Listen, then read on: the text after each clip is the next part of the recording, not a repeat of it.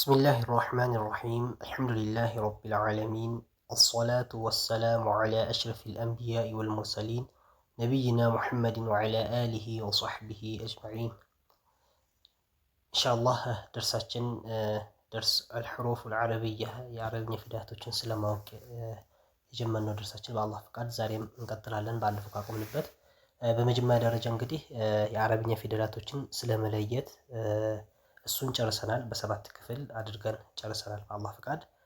ዛሬ ደግሞ ከዛ በኋላ እነዚህ የአረብኛ ፊደላቶችን ሁሉ ነገራቸው ለይተን ካወቅናቸው በኋላ እንዴት አድርገን ማንበብ እንችላለን፣ አናባቢዎች እነማን ናቸው የሚሉትን እነሱን ኢንሻአላህ የምናየው ማለት ነው። እዚህ ላይ እንግዲህ እንደሚታየው የአረብኛ ፊደላት አናባቢ ይላል። የአረብኛ ፊደላት አናባቢ ብሎ አምጥቶልናል ማለት ነው። ጠይብ ሐረካቱል ሑሩፊል ዐረቢያ ብሎ በአረብኛ ደግሞ አምጥቶልናል። እዚህ ላይ ሐረካቱል ሑሩፊ ሐረካት ማለት ያ ሐረካዎች ማለት ነው። አልሑሩፍ የሐርፎች ሐረካ፣ አልዐረቢያ የአረብኛ ፊደላቶች ከዚህ በፊት ያሳለፍናቸው የአረብኛ ፊደላቶች ሐረካቸው ምን ይመስላል የሚለውን ነው እንግዲህ እዚህ ላይ ያመጣልን ማለት ነው። የአረብኛ ፊደላት አናባቢ ሐረካ ማለት ያው አናባቢ የተፈለገበት እዚህ ላይ አናባቢዎች እነማን ናቸው የሚለው ነገር እሱ ሊያሳየን ነው ማለት ነው። ጠይብ እንግዲህ ሐረካ ሲባል በሶስት አይነት ይከፈላል። እዚህ ላይ አምጥቶልን የአረብኛ ፊደል አናባቢ ሐረካ ብሎ እዚህ ላይ እንዳመጣልን ምናልባት እዚህ ላይ ያሉ ጽሁፎች በራሳችን ቢነበቡ የራስ የሚሰጡ ጥቅሞች ስለሚኖሩ ትኩረት አድርገን መነበብ ይኖርባቸዋል። እና የአረብኛ ፊደላት አናባቢ ሐረካ ብሎ ሲያመጣ ሐረካዎች ስንት ናቸው? የአረብኛ ፊደላት አናባቢ 4 ናቸው ብሎ አመጣለን። የአረብኛ ፊደላት አናባቢ ስንት ናቸው? 4 ናቸው አለ። 4 ናቸው። እንግዲህ የመጀመሪያው ማን ነው? ፈትሐ ተብሎ ይጠራል። ፈትሐ ብለን እንጠራዋለን። ይሄ አንድ ፈትሐ ነው፣ አንድ አናባቢ ነው፣ ሐረካ ነው። ሐረካ ተብሎ ይጠራል፣ አንድ አናባቢ። ሁለተኛው ከስራ ነው። እዚህ ላይ ያመጣልን ከስራ ተብሎ የሚጠራ ማለት ነው። ጠይብ ሶስተኛው ደግሞ ዶማ ነው። እንግዲህ በዷድ አድርገን ወፈር አድርገን ነው የምናወጣው። ዶማ ነው ሶስተኛው። አራተኛው ስኩን ነው። ስኩን ነው። ስኩን የራሱ የሆነ ምልክት ይኖረዋል ማለት ነው። ጠይብ ያው ለአባባላችሁ በኩል ለምሳሌ እነዚህም በምናወጣበት ሰዓት ያው ፈትሐ ሓን ማውጣት ይኖርብናል። ፈትሐ ከስራ ለምሳሌ አማርኛው እዚህ ላይ ሲጽፍልን ከስራ ብሎ ነው የጻፈልን አይደል? ከስራ እንዳንለው ከስራ ወይም አንዳንድ ቦታ ደግሞ ኪስራ የሚሉ ይኖራል። ኪስራም እንዳንል ከስራም እንዳንል ከስራ ወፈር አድርገን ራውን ወፈር አድርገን ከስራ። ሁለተኛ ደግሞ እዚህ ላይ ደማ ብሎ ነው በደ አድርጎ ነው የጻፈልን አይደል? ዳል ነው እንግዲህ አማርኛ ፊደል ላይ ማወፈር የሚባል ነገር ስለሌለ ነው ደማ ብሎ ወይም ደምማ ብሎ ደማ ብሎ ያመጣልን። ዶማ ወፈር አድርገን ዷድ ነው በዷድ ነው የሚወጣው። ወፈር ማድረግ ይኖርብናል። ዶማ መጨረሻው ማን ነው? ስኩን ነው። ስኩን ደግሞ አደሙል ሐረካ መጥፋት ወይም የስኩን የራሱ የሆነ ምልክት ይኖረዋል ማለት ነው። ጠይብ እዚህ ላይ ያው ምልክቶቹ አስቀምጧቸው ነበር ግን በደንብ አይታዩም። የት ላይ ይገኛሉ የሚለውም ከታችም ላይ አምጥቷቸዋል። ለምሳሌ እንግዲህ ፈትሐን ሲያመጣልን እዚህ ላይ ፈትሐ ከፊደል በላይ ሆኖ ነው የሚገኘው። ፈትሐ የሚገኘው በምንድነው? ከፊደሉ ከላይ በኩል ሆኖ ነው። ሰረዝ ነገር ሆኖ ይገኛል ማለት የሰረዝ ምልክት ነው። ከፊደሉ ከላይ በኩል ነው የሚገኘው። ይሄን በደንብ አድርገን ማወቅ ይኖርብናል። ከፊደሉ ከላይ በኩል ከሆነ ፈትሐ ተብሎ እንደሚጠራ ሰረዝ ሆኖ ከፊደሉ ከላይ በኩል ማለት ነው። እንደዚሁም ከፊደሉ ደግሞ ከታች በኩል ይመጣለን ምንድነው? ከስራዋ ነው። ከስራው የምንለው ከፊደል ከታች በኩል ማለት ነው። ያው እዚህ ላይ በተወሰነ መልኩ ያሳየናል። ፈትሐውን እዚህ ጋር ሳይቶናል። ፈትሐ ከስራ ደግሞ እዚህ ከፊደል በታች በኩል አድርጎ በትንሹ ነው በደንብ አይታይም አምቶልናል ማለት ነው። እና ከፊደሉ በታች በኩል እንደ ሰረዝ ምልክት ሆኖ የሚታየው ነገር ምንድነው? ከስራዋ ተብሎ ይጠራል ማለት ነው። ከፊደሉ ከላይ ሆኖ ቆልመም ያለና የሆነ ከበብ ያለ ነገር ወይም ልክ እንደ 9 ቁጥር መሳይ ነው። 9 ቁጥር አይመስልም ብቻ ግን ወደዛ ትንሽ ቀረብ የሚል ባህሪ ያለው ዶማ ነው። ደግሞ ዶማ በዛ አይነት ሁኔታ እንይዘዋለን። እዚህ ላይ አስቀምጦልናል ማለት ነው። ወይም እዚህም አለልን ዶማ ማለት ነው። እና ዶማ ነው ከፊደል ከየት ነው የሚገኘው? ይሄም ራሱ ከላይ በኩል ነው የሚገኘው ማለት ነው። ጠይብ የመጨረሻው አናባቢ ማን ነው? ስኩን ነው። ስኩን የምንለው እንግዲህ እዚህ ላይ ያለ እነዚህ ይሄን ምልክት ነው። አንዳንድ ቦታ የዜሮ ምልክት ሊሆን ይችላል። አብዛኛው ጊዜ ቁርአን ላይ ዜሮ ሳይሆን የሚሆነው ክብ ሳይሆን የሚሆነው በትንሹ ወደ ፊቱ ወደ ግራ ያደረገ ልክ በትንሽ ዳልን መሳይ ነገር ነው። በጣም ትንሽ ነው፣ ሷጊር ነው ማለት ነው እና ስኩን ይሆናል ማለት ነው። ጠይብ እና እነዚህ ይመስላሉ። ቀጥለን ደግሞ የፈትሐ አናባቢዎችን እናያለን። የፈትሐ አናባቢ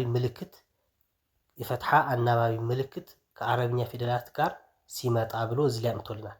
የፈትሐ አናባቢ ምልክት ከአረብኛ ፊደላቶች ጋር ሲመጣ ብሎ እዚህ ላይ አምጥቶልናል። ስለዚህ እንደማንም ፈትሐ ቅድም ያልነው ፈትሐ የቱ ጋር ይገኛል? እዚህ ላይ አለች። ይኸው እዚህ በደንብ ይታያል የፈትሐ ምልክት። ይህ ፈትሐ ከየት ነው የሚገኘው? ከፊደሉ ከአረብኛ ፊደል ከየት ነው የሚገኘው? ከላይ በኩል የሚገኝ ነገር ነው። ይሄን በደንብ እንወቀው ማለት ነው።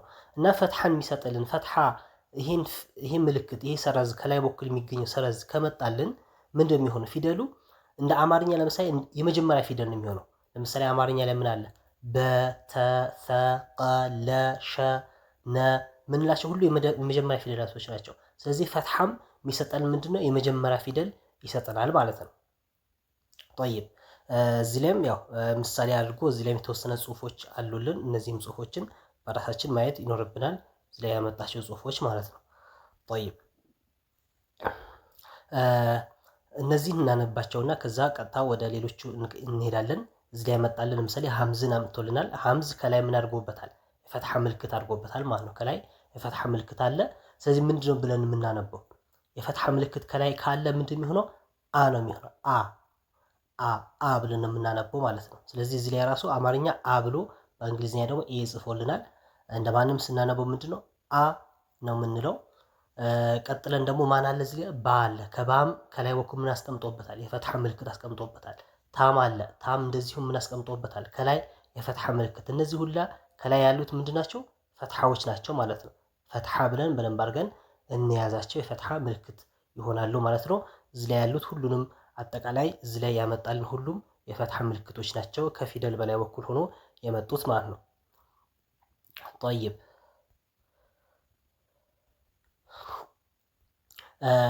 ቀጥታ ወደ ቂራቱ ስንገባ አ እንላለን። እዚህ ላይ አ በ ተ ፈ ጀ እዚህ ላይ ምንም አይነት መሳብ ነገር እንዳይገኝ። ለምሳሌ አ በ ተ እነዚህ መድ ነው። አሁን መድ አ ካልን ሌላ መድን ያመጣል ነው፣ ሌላ ቦታ እየሄድን ነው ማለት ነው።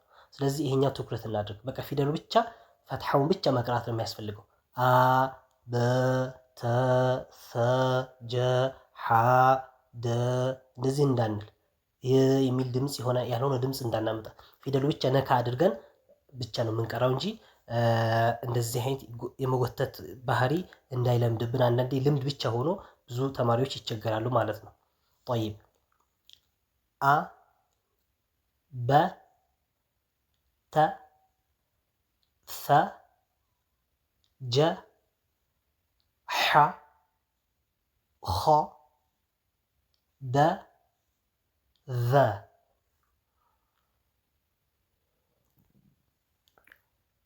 ራ ዘ ሰ ሸ ሶ ሷ ቦ እዚህ ላይ ትኩረት እናድርግ። ለምሳሌ እዚህ ጋር ሲንን አልፎ ሰ ብለናል። እዚህም ላይ ሰ እንዳንል፣ ሁለቱም ሰ እንዳናደርጋቸው። የሷዱ ምን ይሆናል? ትንሽ ወፈር ይላል ማለት ነው። የሷድ ትንሽ ወፈር ይላል። ሶ ሷ ዷድንም እንደዛው ዶ ዳል ለምሳሌ ቅድም ደ ብለናል። እዚህ ላይ የዳልን ብለናል። እዚህ ላይ መተን ደ እንዳንል፣ ደ ሳይሆን ዶ ወፈር አድርገን ነው መሆን ያለበት ማለት ነው። ጠይብ ዶ ቮ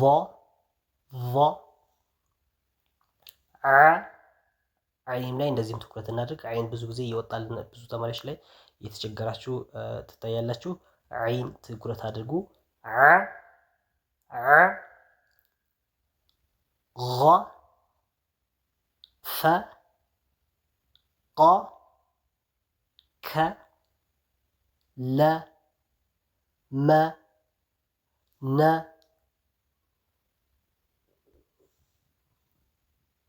ወ ሀ የ ተ አ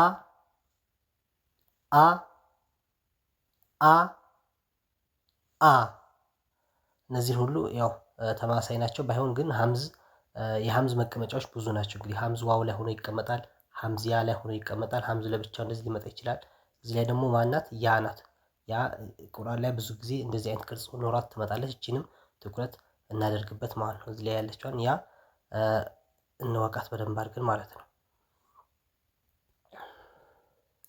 ጠይብ ቀጥሎ ደግሞ የፈትሐ አናባቢ ምልክት ከአረብኛ ቃላቶች ጋር ይላል። ጠይብ አሁንም እዚህ ላይ ጽፎልናል። ቃሉን ሙሉ በሙሉ እንለዋለን ማለት ነው።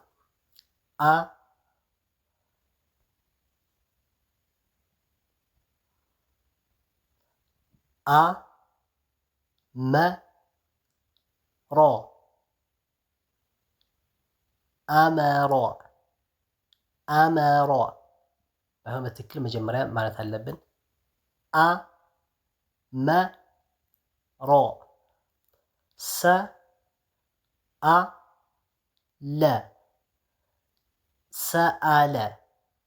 ሰአለ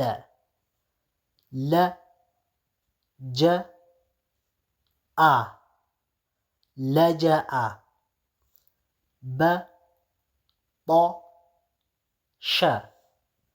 በጦሸ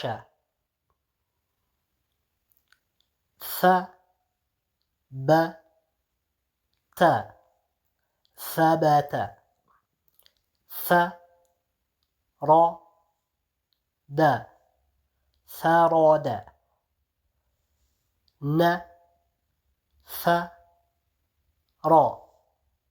نثر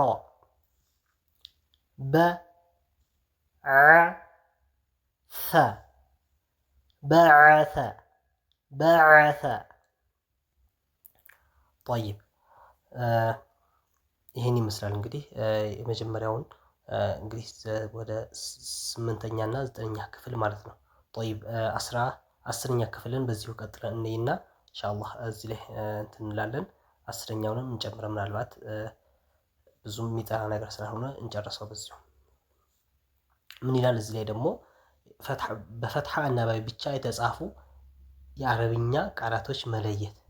በፈትሐ አናባቢ ብቻ የተጻፉ ለምሳሌ እዚህ ላይ የምናያቸው ከላይ ያሉት ምንድናቸው? እንዳለ ምንድነው ብለናል ከዚህ በፊት? ፈትሐ ናቸው ማለት ነው። ፈትሐ በትንሽ ሰረዞቹ ማለት ነው። እዚህ ላይ የሚታዩት እንዳለ ምንድናቸው? ፈትሐዎች ናቸው።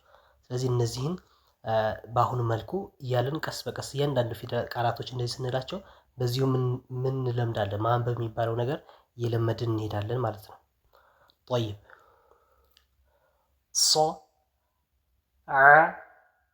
ደ ወለሃ ይሄ አንድ ላይ ስንለው ሶዐደ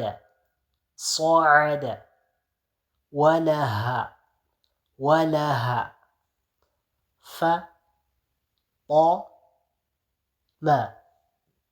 ፈጦመ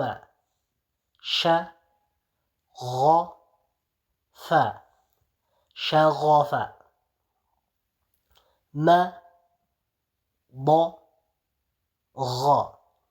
መضغ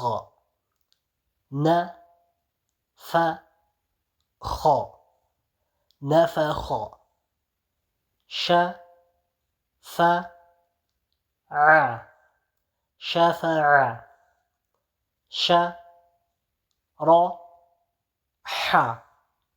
ሸረሐ ጠይብ ኢንሻአላህ ምናልባት ደርሱ እንዳይበዛብን እዚህ ላይ ቆም እናድርገውና ምናልባት ቀጣይ ደርስ ላይ እዚሁ ካቆምንበት እንቀጥል ይሆናል ማለት ነው። አላህ ሱብሓነሁ ወተዓላ ያግራልን፣ አላህ ይወፍቀን። ወላሁ ሱብሓነሁ ወተዓላ አዕለም። ወሰለላሁ ዐላ ነቢይና ሙሐመድ ወዐላ አሊሂ ወሰሕቢሂ ወሰለም።